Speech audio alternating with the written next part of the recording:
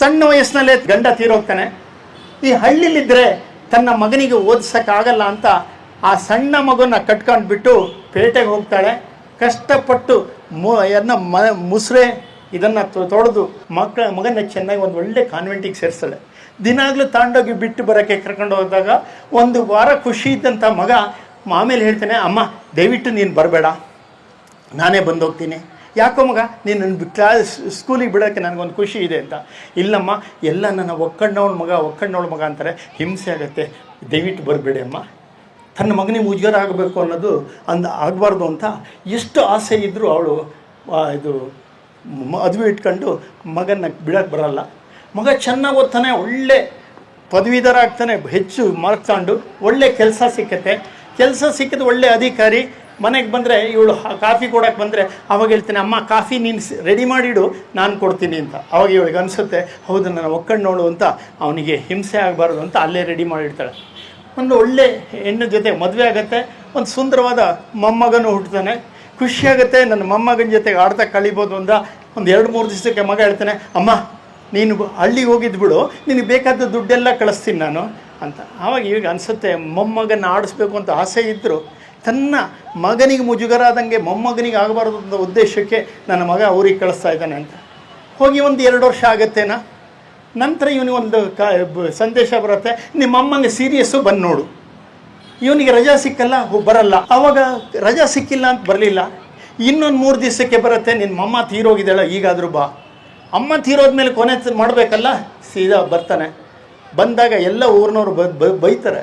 ಸಣ್ಣ ವಯಸ್ಸಿನಲ್ಲಿ ನಿನ್ನ ಅಪ್ಪ ತೀರೋದಾಗ ನಿನ್ನನ್ನು ಆ ಪೇಟೆಗೆ ಕರ್ಕೊಂಡೋಗಿ ಈ ಮಟ್ಟಕ್ಕೆ ಬೆಳೆಸಿದಂಥ ತಾಯಿ ನಿನ್ನನ್ನು ಕೊನೆಗೆ ನೋಡಬೇಕು ಅಂತ ಎಷ್ಟು ಹಪಾಪಿಸಿದ್ಲು, ದುಃಖಪಟ್ಟಳು. ಮೊಮ್ಮಗನ ನೋಡಬೇಕು ಅಂತ ಎಷ್ಟು ಆಸೆಯಿಂದ ಕೇಳ್ತಾ ಇದ್ಲು. ಆದರೂ ಬರಲಿಲ್ಲಲ್ಲಪ್ಪ, ನಿನ್ನಂಥ ಮೂರ್ಖ ಮಗ ಇದ್ರೇನು, ಏನೇ ಬಿಡು, ನೀನು ಮಾಡಿದ ಕರ್ಮಕ್ಕೆ ನೀನು ಹೋಗ್ತಿ.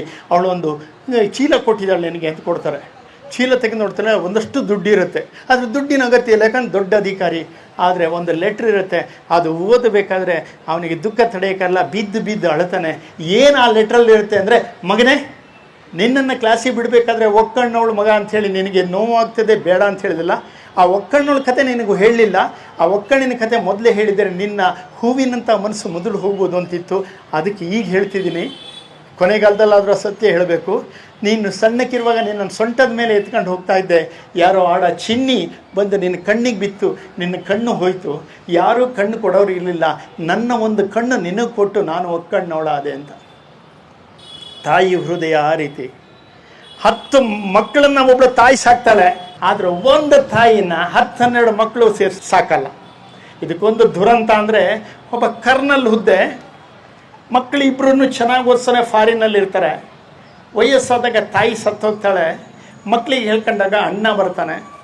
ತಮ್ಮ ಯಾಕೆ ಬರಲಿಲ್ಲ ಅಂದಾಗ ಅವನು ಹೇಳ್ತಾನೆ, ಅಣ್ಣ ಇಬ್ಬರು ಬಂದರೆ ಕಷ್ಟ ಆಗುತ್ತೆ, ಅವನಿಗೆ ಸಂಬಳ ಸಿಕ್ಕಿಲ್ಲ, ರಜಾ ಸಿಕ್ಕಿಲ್ಲ.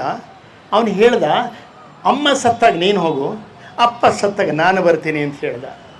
ನೆಕ್ಸ್ಟು ಮುಂದಿನಕ್ಕೆ ಅವ ಬರ್ತಾನೆ ಅಂತ. ಅಪ್ಪ ಏನೂ ಮಾತಾಡಲಿಲ್ಲ, ಸೀದಾ ಒಳಗೋದ್ರು.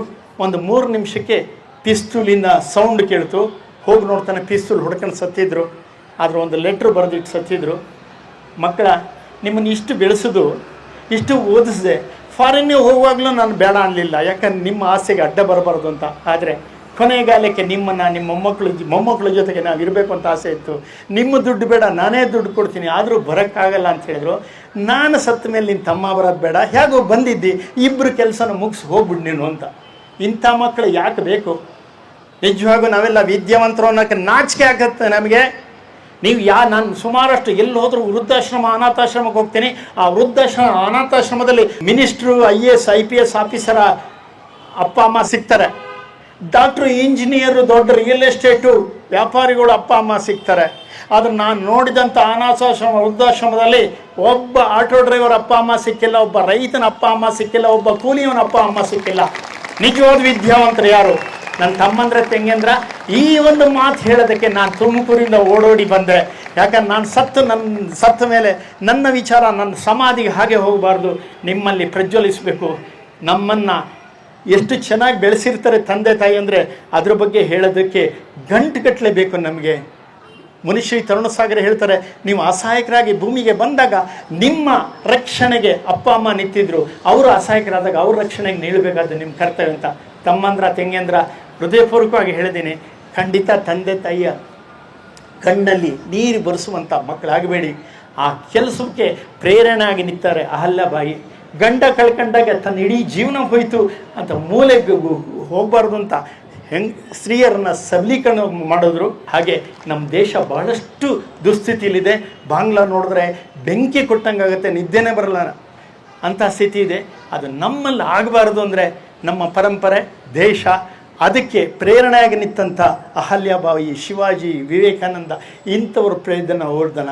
A for apple, B for ball ಅಂತ ಹೋದ ಬದಲು A for Ahilyabai, B for Bhimrao Ambedkar ಅಂತ ಓದುವಂಥ ಚರಿತ್ರೆ ನಾವು ಶುರು ಮಾಡೋಣ ಅಂತ ನನ್ನ ತಮ್ಮಂದ್ರ ತಂಗಿಯಂದ್ರಿಗೆಲ್ಲರಿಗೆ ಹೇಳ್ತಾ, ಈ ಒಂದು ಪುಣ್ಯ ಸ್ಮರಣೆಯ ಒಂದು 4 ನನ್ನ ನುಡಿ ನಮನಗಳನ್ನು ಸಲ್ಲಿಸೋಕ್ಕೆ ಅವಕಾಶ ಮಾಡಿಕೊಟ್ಟಂಥ ಪ್ರತ್ಯಕ್ಷ ಪರೋಕ್ಷವಾಗಿ ಕಾರಣದ ಎಲ್ಲರಿಗೂ ನಮಸ್ಕಾರ ಮಾಡ್ತಾ, ನಾನು ಈ ಅಹಲ್ಯಾಬಾಯಿ ಬದುಕು ನಮಗೆ ಪ್ರೇರಣೆ ಆಗಲಿ, ನಮಗೊಂದು ಆದರ್ಶ ಆಗಲಿ ಅಂತ ಹೇಳ್ತಾ ನನ್ನ ಮಾತು ಮುಗಿಸ್ತೀನಿ. ಜೈ ಹಿಂದ್, ಜೈ ಕರ್ನಾಟಕ ಮಾತು.